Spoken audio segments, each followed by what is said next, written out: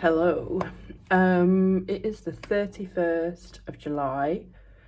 I don't know why I keep doing this all the time at the moment. I've really noticed it. It's the 31st of July. And I'm just going to talk about the rest of July for HRCYED, plus a slight holiday book haul situation.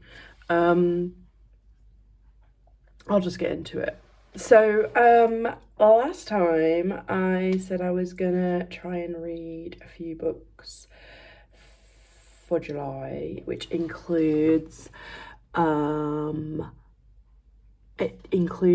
Meg, Jo, Beth and Amy, which is the adaptation of Little Women. I don't really have any comments. I think it's a nice time. I love a graphic novel. I can't really argue with it. I have read quite a few graphic novels this end of the month, actually. I also read True Colours, Growing Up Weird in the 90s by Elise Gravel. This was also a graphic novel. It was a arc from NetGalley. I think it's Canadian, and it was originally written in French, so I put that in the translations category.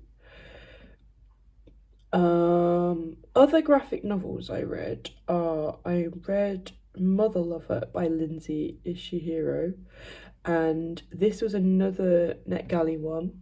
I used this one for Queer Alphabet, I used it for Lesbian. It's a really nice one. I think what I really liked about it, besides the art, which was lovely, was that it was about kind of a late in life lesbian storyline, and I am here for those stories. If anyone else has any more recommendations, or if you want to write one, please tell me. If you've written one, please tell me. So yeah, I really liked it. It did have some themes of like abuse. I can't think if it was physical abuse, but it was certainly emotional or like financial abuse. But it was still really light-hearted and fun. It didn't go too heavy. Yeah, so that was a really nice one, and I got that from NetGalley and I loved it. I also read Buff Soul by Moa Romanova. This was another NetGalley arc. It's a new release. It comes out in just under a month. I'm using it for my August new release because I think I need to give myself some grace in August. I'm gonna do a TBR video, and I just don't want to read like a full-length novel for the new release. I don't think. Nothing was calling me. Yeah, I really enjoyed that. The art was really weird and cool and sort of like trendy. I loved the colours and the textures in the art, and it was actually a graphic memoir, which I didn't realise until after I'd read it. I think if I'd have known that beforehand, it might have helped a little bit, but it didn't take away from my experience of it.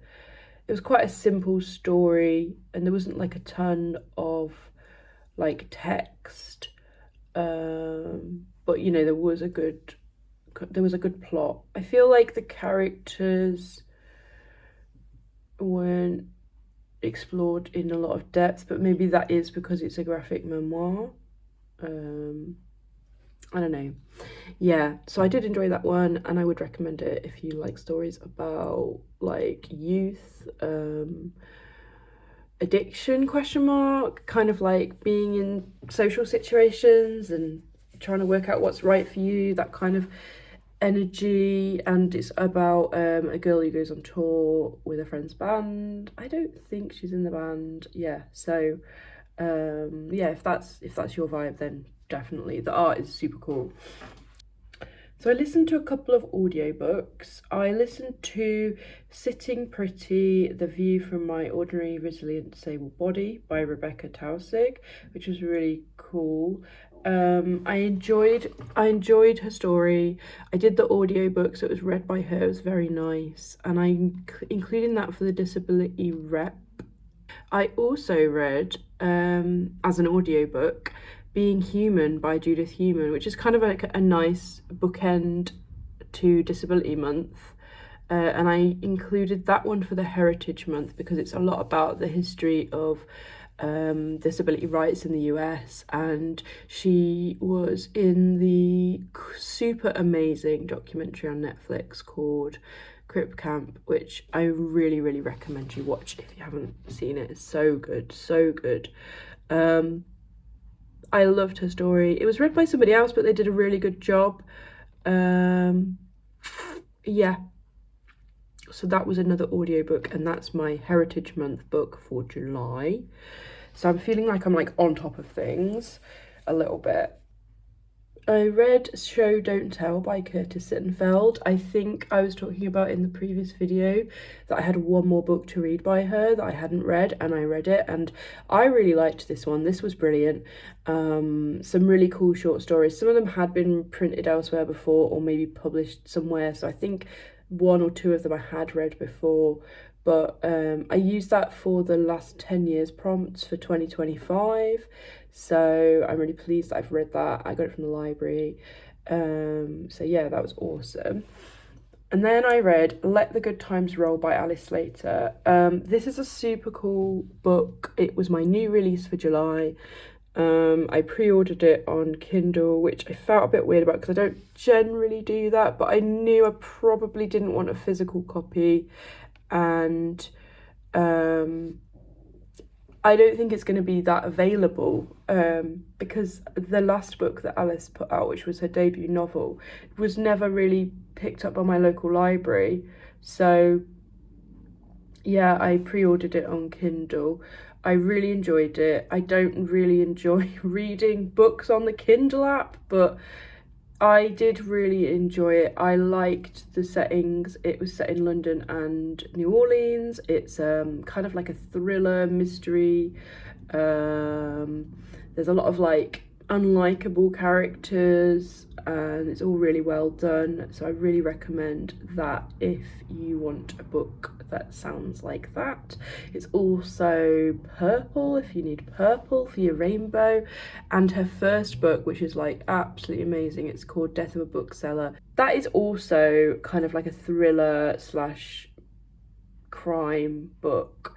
I think this one wasn't, I don't know if it felt crimey. This was more of like a sort of a thriller character study type thing. I don't know. I feel like I might be wrong about all of this. But anyway, what I would say is read Death of a Bookseller, definitely, if you like crime and thriller. Such a good book, and I think more American people should read it. If you are American, check it out. It's set in London. It's really good. Anyway, so that was my new release for July. So I smashed all the things I really needed to do. Time sensitive things in July. Anyway, Let the Good Times Roll mentioned the book The Alchemist by Paulo Coelho in the book, and I think that was like a prompt for some other thing I'm doing. I'm trying to also shoehorn in the Book Riot Read Harder and the Pop Sugar reading challenges. So I was like, oh, I could listen to this audiobook, which counts as a book mentioned in another book. So and it was 4 hours for the audiobook, and it's in translation from Portuguese, so I used that for the Portuguese prompt. I don't know if it was really for me. I listened to it, it was fine. I think it's like a classic book, apparently, that, you know, is kind of, I don't know, I just never really understood what, I don't think I was really aware of it. Anyway, I've read it now. It was fine. I think I rated it like, oh, I rated it 2. Oh, sorry. Yeah, it's just not for me. It didn't feel like something I was invested in generally, but I've read it now. Then Great Big Beautiful Life by Emily Henry came to the library, ready for me. I'd had it on hold since I knew I could put it on hold. I enjoyed it. I didn't really care much about the person they were doing the autobiography of. Or is it biography? Biography. Yeah, I didn't really care about that as much, to be honest. I wasn't like excited by that storyline. I don't know. I definitely didn't not like it. That sounds so Like, it's not my least favourite Emily Henry, but it was not my favourite. I think because I'd read The Seven Husbands of Evelyn Hugo, it felt kind of like that, and I just feel like it was still charming and lovely in a very Emily Henry way, which is unreplicable, I think. I mean, I'm waiting to find an author that is like charming and lovely in an Emily Henry way, that I enjoy.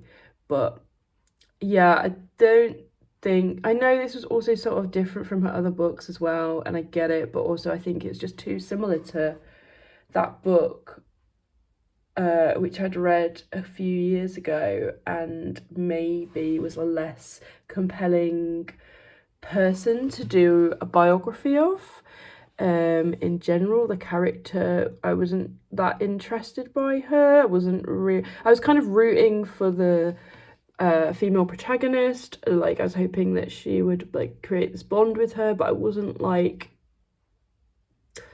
I don't know, it just wasn't as good. I found myself kind of wishing for the next part where she'd be like chatting to the male protagonist again. I put that down for By the Hundreds, 418 pages it was. And I gave it 4 stars. So I did like it. It was a solid, enjoyable thing. But yeah, so that's that.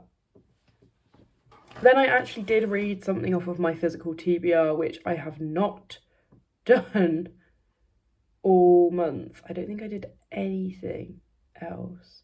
I did finish one of the books I started July with that doesn't count towards HRCYED. I did finish The Dispossessed. It took me ages to read it. I finished it on holiday. I'm pleased I finished it. I did enjoy it and I got that it was good, but it wasn't like a page turner for me.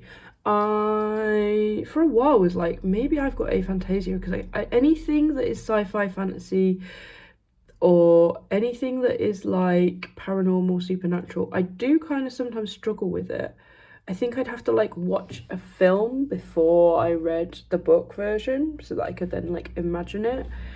But I don't have that, I don't think. I think I've realised I don't have aphantasia, but I think I just realised I'm struggling to visualise characters, concepts, worlds that are not rooted in reality, and I don't know why that is. It could be a neurodivergence thing, but it could just be a preference. I'm not really sure. Anyway, so I read that. I also read Invasions by Calvin Gimpilevich, and it was great. I got this in New York when I was in New York, which was October 2023. It's not the last book I haven't read yet from my book purchases when I was in New York, so there'll be more of those. I really enjoyed it. They were short stories. They were kind of about like gender. There was some trans like themes. Really enjoyed it. Some of them were like knockout, incredible short stories, and some of them were like okay, and some of them were like but like most of them were brilliant. And I won't read it again, I don't think.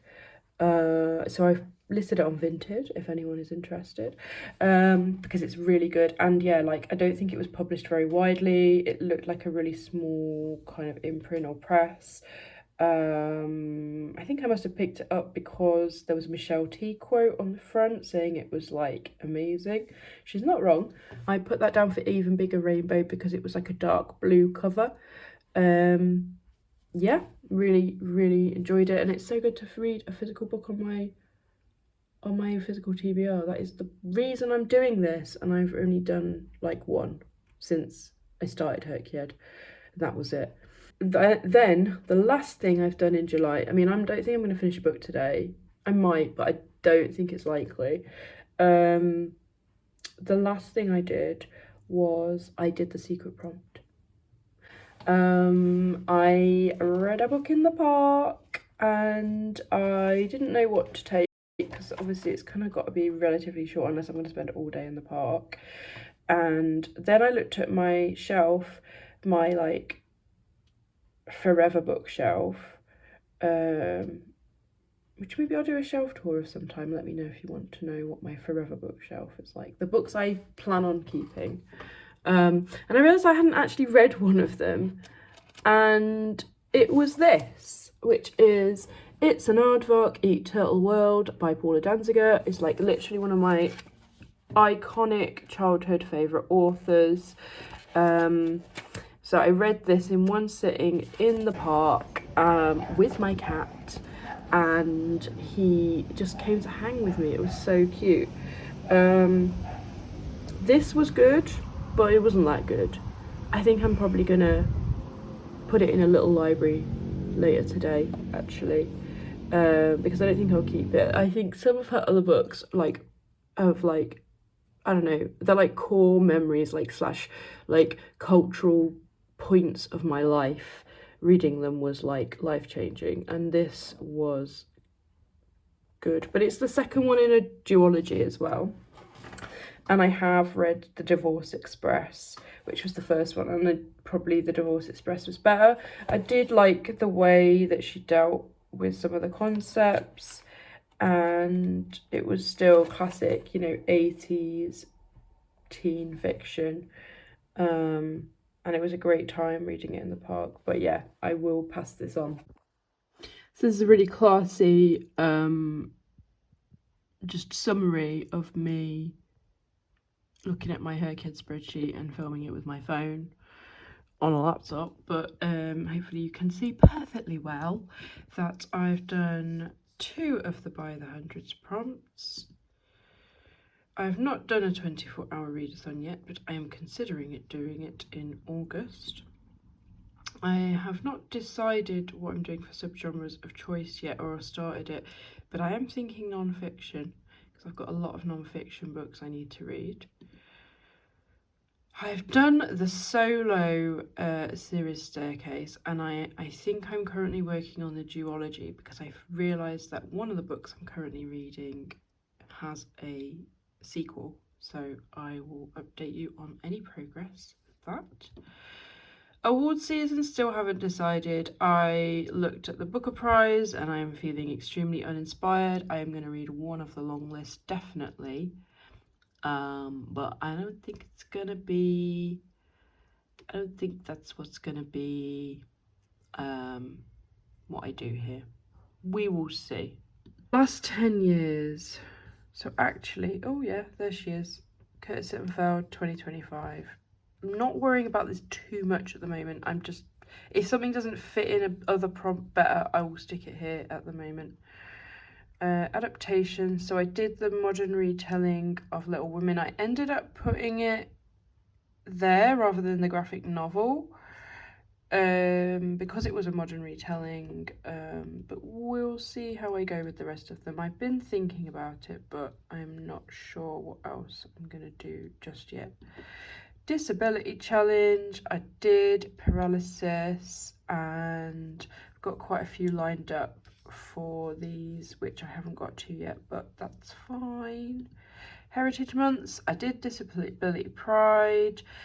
I'm gonna try and read them when it's the actual time, so I need to line something up for this, but that's not a problem. Translation, I've ended up doing French and Portuguese, so that's good, and I've lined up a couple of other books that I will be trying to read, potentially. The Even Bigger Rainbow, so you'll see that Rodham fits very nicely into orange, Invasions is lovely dark blue, and Unplug was white, so I feel like I'm doing well on that one. Spooky Creatures, I've written down a few notes, but I'm not excited about this.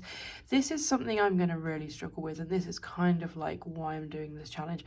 Like, I feel like a lot of people who do HRCYED or are in general on booktube are super into this stuff. I struggle with it so hard. It's not that I'm not interested, maybe it is, I don't know, I just can't get into it. Maybe that is what the problem is, I don't know. I've kind of thought about what I'm going to read for this, but I haven't done anything about it.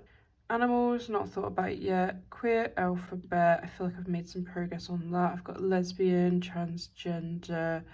I know what I'm reading for intersex now. I know what I'm reading for non-binary.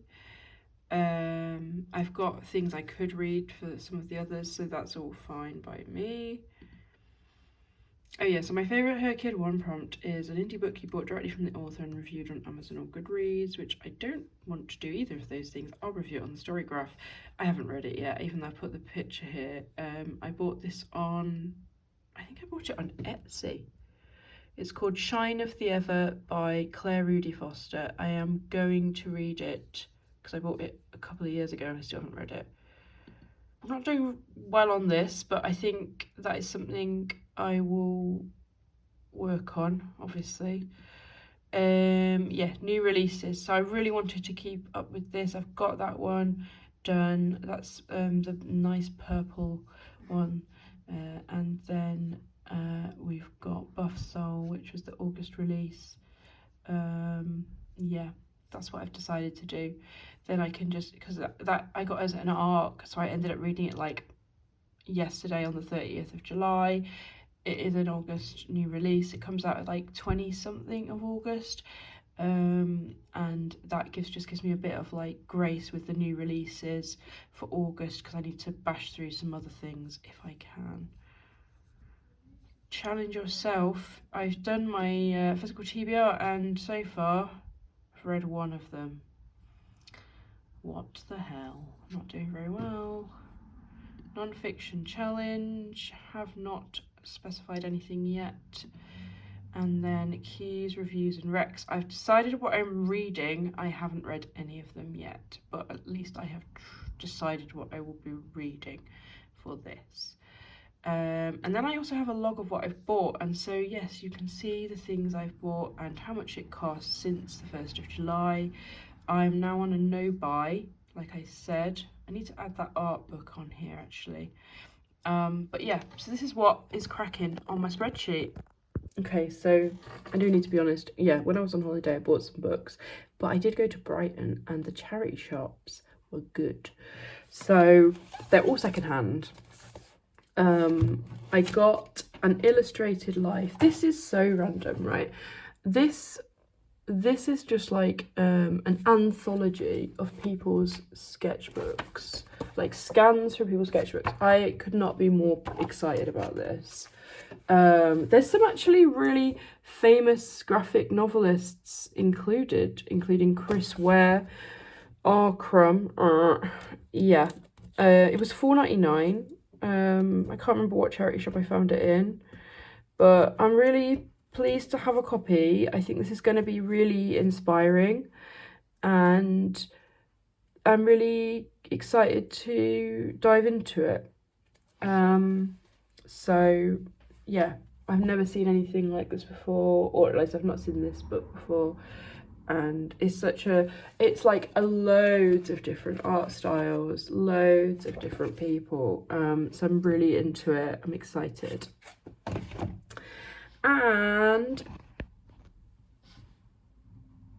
I found this book, which is Annabelle by Kathleen Winter. Apparently it was shortlisted for the Orange Prize in 2011, which is called the Women's Prize now, is it? I think. It's set in Canada and it's about an intersex child. So I am going to use that for the intersex representation.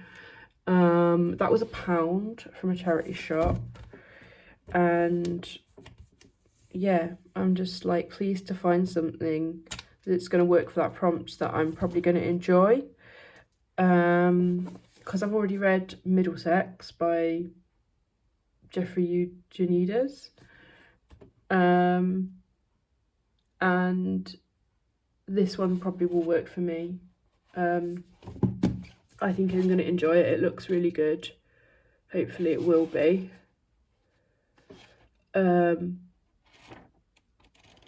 Yeah, hopefully.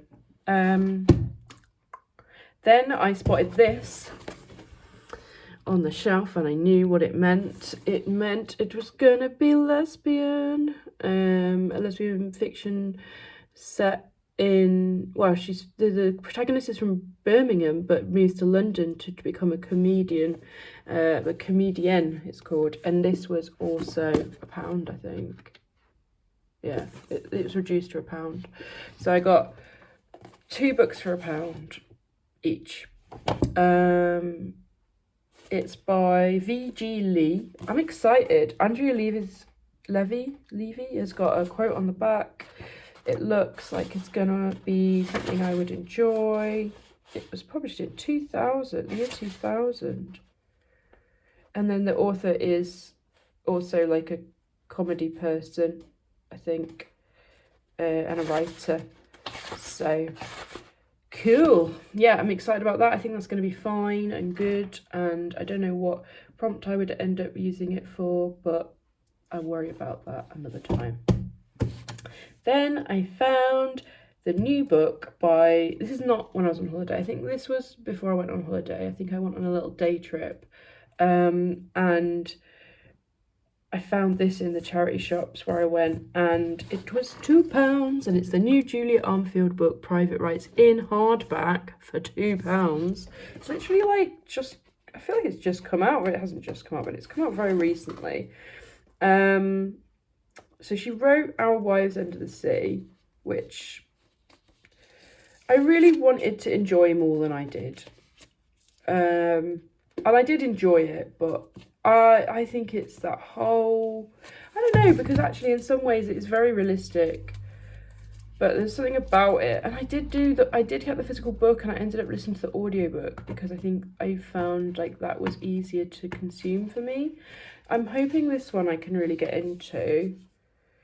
This one is about siblings, yeah, and family and climate change, apparently. Shades of King Lear. So we'll see what it ends up being like for me, and we'll see what genre that could end up being, because I'm not 100% sure. Yeah, and that was £2. So yeah, I'm not buying any more books now. I'm on a no buy. I'm not even joking. This is it. I'm being accountable right now. There are no more books coming into my house via me. I mean, I could get a gifted one, that's acceptable, and I could get lent one, and I could go to the library, but I am not purchasing any more books secondhand or anything. So yeah, I really want to get on my physical TBR. I did a printable from the Passion Planner website. I didn't cut along this line, but never mind. Passion Planner, yeah. So I did a printable of all my physical TBR. And yeah, so I read Invasions this month. And nothing else. So I'm going to be doing a TBR challenge in August. We'll keep you updated. Anyway, thanks for watching. I hope this was okay. I feel like maybe I'm not feeling very confident about my videos, but I'm keeping going, and I'm reading so much. Like I read like 15 books in July. Yeah, I read 16 books in July, I think, which is a lot for me, although I was on annual leave for like a week and a half of that time. But I've just replaced everything else with reading. I'm not really doing other things that I don't want to do, which is like, you know, fuck around on the internet, watch rubbish TV, play video games. In the end, I'm actually just cracking on with this, which is really good. I feel like I'm like hyper focused on it. Thanks for watching, and I'll speak to you next time.